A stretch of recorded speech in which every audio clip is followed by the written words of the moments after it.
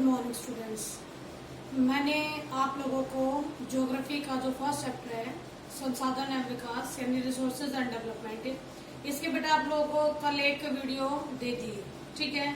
इसका second part आज हम तैयार करेंगे। सेकंड पार्ट जिसमें मेनली रिसोर्स से रिलेटेड आप लोग 4 चीजें पढ़ोगे, ठीक है। 4 चीजों में पहला तो है संसाधनों का विकास यानी कि डेवलपमेंट ऑफ रिसोर्सेज। दूसरा है संसाधन नियोजन यानी रिसोर्स प्लानिंग। तीसरा होगा भारत में संसाधन नियोजन यानी भारत के अंदर संसाधन नियोजन पढ़ेंगे यानी रिसोर्स प्लानिंग इन इंडिया। और चौथा पढ़ेंगे संसाधनों का संरक्षण, ठीक है, कंजर्वेशन ऑफ रिसोर्सेज। ये चारों पार्ट आज हम इस वीडियो में करने वाले हैं, तो बेटा ध्यान से मेरे साथ जुड़ जाइएगा। अब हम शुरुआत करते हैं संसाधनों का विकास यानी डेवलपमेंट ऑफ रिसोर्सेज। बेटा ये तो आप लोगों को सभी को मालूम है कि हमारे देश में क्या पूरे विश्व में संसाधन एक महत्वपूर्ण साधन है मानव विकास के लिए, ठीक है। मानव विकास क्या, मानव जीवन यापन के लिए भी संसाधन बेहद आवश्यक होते हैं। तो इन संसाधनों को लेकर आज हम इसके डेवलपमेंट की बातें करेंगे, ठीक है बेटा। जो आप लोगों के संसाधन है, ये संसाधन प्रत्येक प्राणी के जीवन यापन के लिए बेहद इम्पोर्टेंट है। लेकिन बहुत सारे ऐसे लोग हैं जो इन संसाधनों का अपने लालचवश बेहद ज्यादा इस्तेमाल कर रहे हैं, और वो बेहद ज्यादा इस्तेमाल होने की वजह से आज हमारे संसाधन शोषण का शिकार हो गए हैं, ठीक है। शोषण का शिकार हो गया, और उनके शोषण का शिकार होने के कारण ही हम बहुत बड़ी बड़ी प्रॉब्लम फेस कर रहे हैं, जैसे कि ग्लोबल वार्मिंग, ठीक है। अगर ऐसे ही ग्लोबल वार्मिंग बढ़ती रही, हम संसाधनों का ऐसे ही दोहन करते रहे, ग्लोबल वार्मिंग ऐसे ही बढ़ती रही, तो बेटा वो दिन दूर नहीं होगा जब हमारे समुद्र का तल यानी जो समुद्र के ऊपर का पानी वाला पोर्शन आप लोग देखते हो, अब ग्लेशियर अगर पिघल लेंगे तो वो पिघल कर आपके समुद्र में ही तो आएंगे, और समुद्र में आएंगे तो क्या होगा, समुद्र का जो लेवल है, ठीक है, वो आप लोगों का लगातार बढ़ता जाएगा। अगर समुद्र का लेवल बढ़ेगा तो प्रॉब्लम हम लोगों को ही होगी। हम लोगों को क्या प्रॉब्लम होगी कि अच्छे दिन हमारे बुरे दिनों में परिवर्तित हो जाएंगे। अगर जिस महाद्वीप में हम रहते हैं या समुद्र के किनारे के देश, नुकसान तो सभी को होगा, लेकिन समुद्र के किनारे बसे हुए जो देश है वो पूरी तरीके से जलमग्न हो जाएंगे, ठीक है। इसलिए बेहद आवश्यकता है संसाधनों को कुछ इस तरीके से विकसित करने की ताकि उसका न्याय संगत बंटवारा हो सके। और इसी के लिए 1992 में पृथ्वी सम्मेलन यानी अर्थ समिट, आपकी बुक में जहाँ पर आप लोगों को संसाधनों का विकास लिखा हुआ, उसके साइड में राइट हैंड की तरफ लिखा हुआ है कि 1992 में एक अर्थ समिट हुई है, ठीक है, रियो डी जेनेरियो ब्राजील के एक शहर में, ठीक है। इस शहर में कम से कम 100 देशों से ज्यादा, 170 से ज्यादा तुम्हारे स्वयंसेवी संगठन और बहुत सारे मानवाधिकार संगठन इकट्ठे हुए, सिर्फ और सिर्फ इस बात के लिए कि विश्व में बहुत तेज गति से पर्यावरण आपका प्रदूषित हो रहा है, बहुत तेज गति से हम लोग विनाश की तरफ बढ़ रहे हैं। तो विनाश से हम कैसे बच सकते हैं, उस बचाव के प्लानिंग के लिए ये 1992 का अर्थ समिट आया था, जिसमें सतत पोषणीय विकास, सस्टेनेबल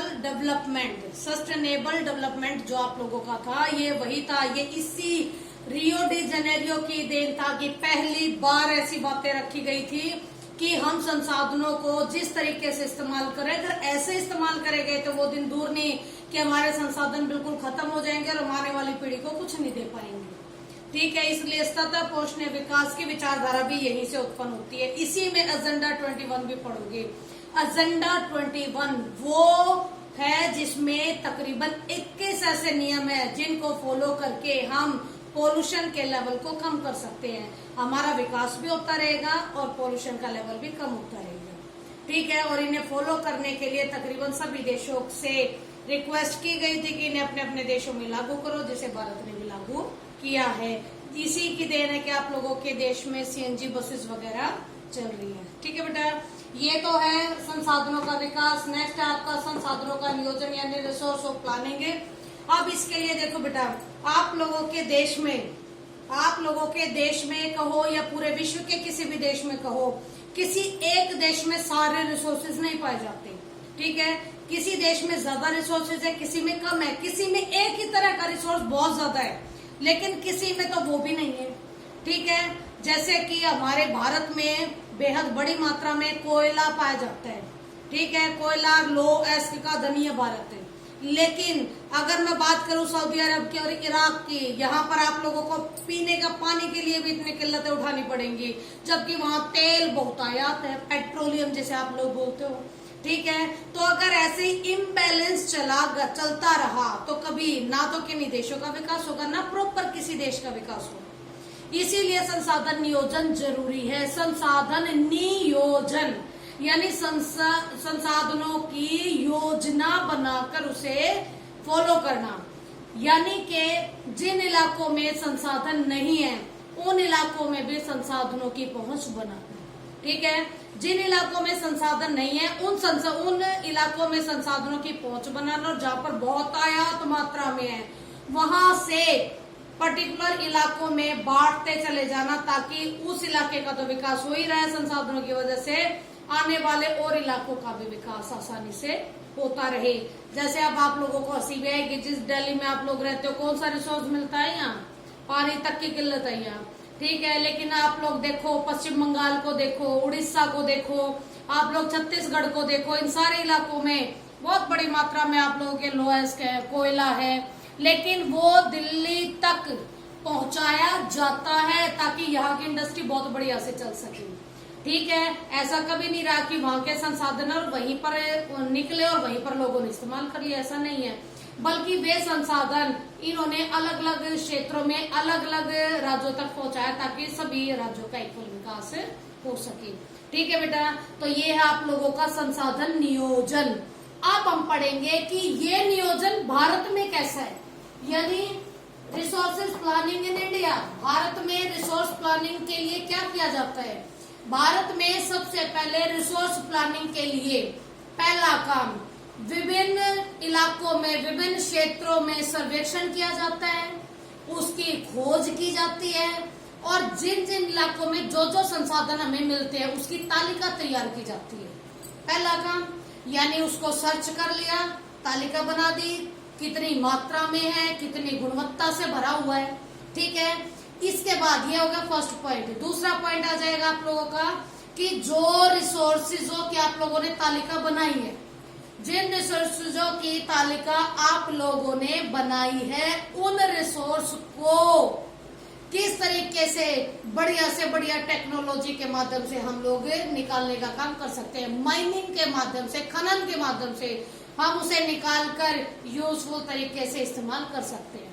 ठीक है, ये सेकंड आपका पॉइंट हो गया। थर्ड पॉइंट हो गया प्रॉपर योजनाएं तैयार करते हैं। ऐसी योजनाएं तैयार करते हैं जिससे हम उन संसाधनों का इस्तेमाल करते हैं और उन योजनाओं को राष्ट्रीय विकास की योजनाओं से जोड़ देते हैं, ताकि उन संसाधनों की वजह से उस राज्य का और उस देश का दोनों का भला हो। और जब राज्य का और देश का भला होगा तो बेटा मानव का भला तो अपने आप हो जाएगा।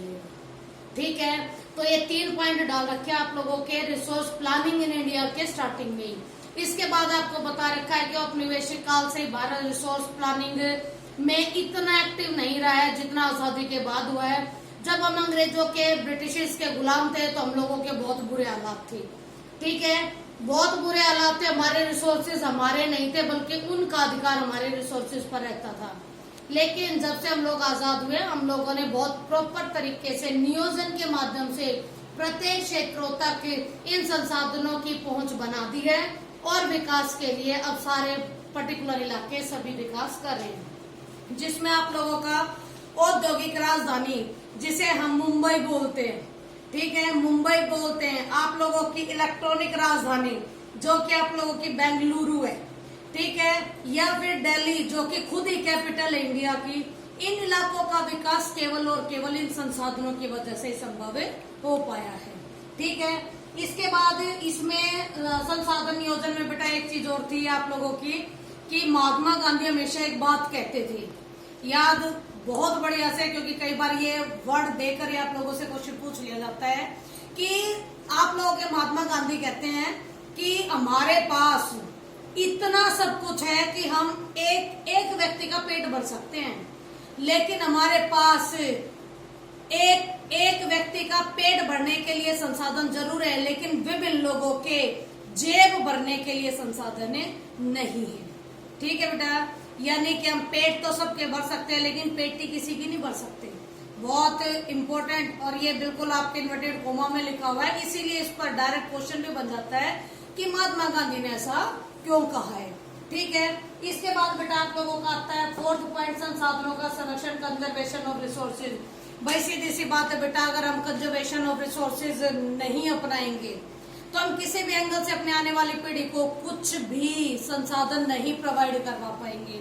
और अगर हमने अपने आने वाली पीढ़ी को कोई भी संसाधन नहीं दिए तो बेटा हम लोग अपनी जिम्मेदारी से इसका मतलब मुकर रहे हैं। ठीक है, किस तरीके से मुकर रहे हैं कि हम लोगों की जिम्मेदारी बनती है कि जो चीजें हमारे पास हैं हम उसको और ज्यादा करके आने वाली पीढ़ी को दे। ऐसा ना करे कि उसका सारी खपत हम ही कर ले और आने वाली पीढ़ी को कुछ ना दे।